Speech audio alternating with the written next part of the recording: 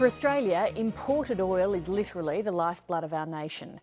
After steadily cutting domestic oil production and refining, Australia is now more than 90% dependent on oil imports, mainly from the Middle East.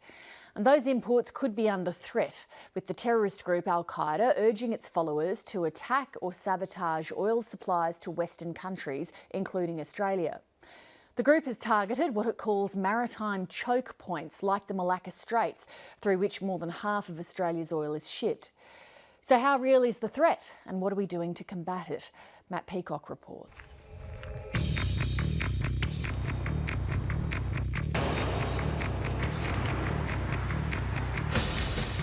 Oil, fuel that drives the nation.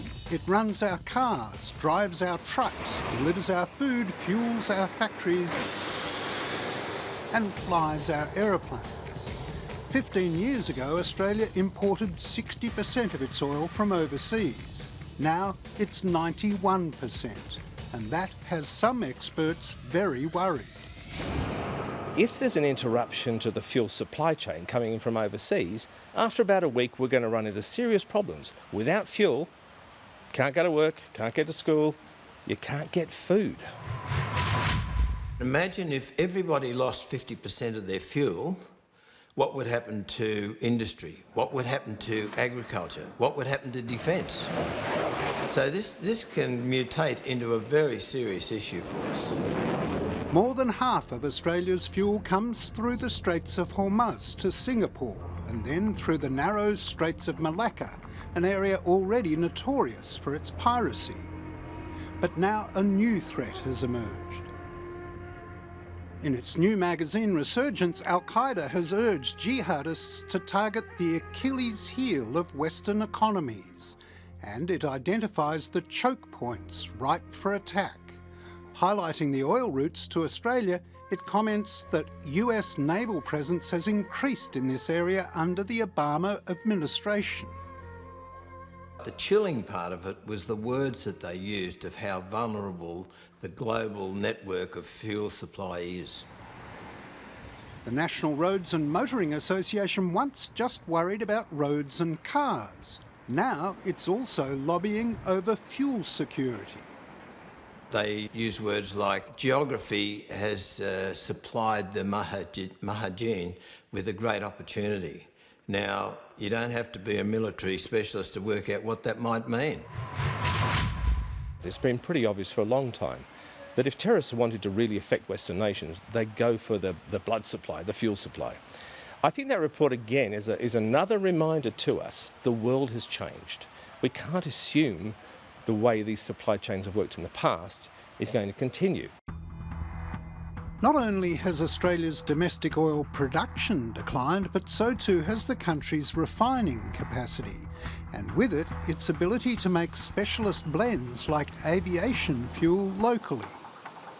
Something the former Deputy Chief of Australia's Air Force finds alarming. We've got something like about 12-day stock holdings of diesel, according to BRE, and in some areas we believe stock holdings of other types of fuel could be as low as a week. By next year, half of Australia's oil refineries will have shut down within the decade, with closures in Sydney, Brisbane and Adelaide. And another closure in Melbourne is on the cards. The industry says Australian plants simply can't compete with the huge modern mega refineries overseas.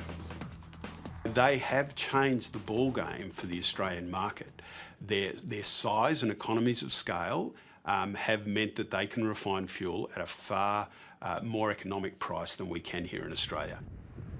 The result, say critics, is that if Australia's shipping lines were suddenly disrupted, the effect could be catastrophic. In Sydney, for example, in 1 week alone, there's about 45,000 truck trips just distributing food. You'd start to see the food run short in the shops probably within 3 to 4 days. You'd see the chemists start to run out of supplies after about 3 or 4 days. And our services we take for granted, electricity supply, water supply, none of this can happen without fuel for the supporting elements for those functions. So you'd start to see society collapse. And all the security issues we're dealing with at the moment, you've got to think that there could be easily some interruptions. Now, I just think we need to be prepared for that. because the consequences of not being prepared would be horrendous. But successive governments and industry have dismissed these concerns. In a statement today, Industry Minister Ian Macfarlane told 7:30, "At any given time, Australia has crude oil and refined product on the way to Australia by diverse shipping routes. In the unlikely event that fuel supply is severely disrupted, the Australian government has powers to prioritise essential supply." I look at how Australia has handled fuel supply interruptions in the past. We've seen multiple events internationally, Fukushima, GFC, local events such as Queensland cyclones, and in all those cases the industry has been able to provide fuel reliably and securely for customers. Other countries like the US and EU nations have mandatory stockpiles of oil for just such an emergency, held in tanks or reservoirs. When Australia supplied more of its own oil, it entered an agreement with the International Energy Agency to hold a similar 90-day stockpile. But in recent years, it hasn't. In the event that there is a threat, what do we do? In peacetime and when everything's going along nicely, there isn't a threat. But in the event that something does happen, what is the plan? How are we going to do it? Other countries in the world have mandated fuel stocks. We don't. A recent government study estimated that a cost of $6.8 billion would be required to meet the infrastructure and supply requirements to meet the 90-day requirement.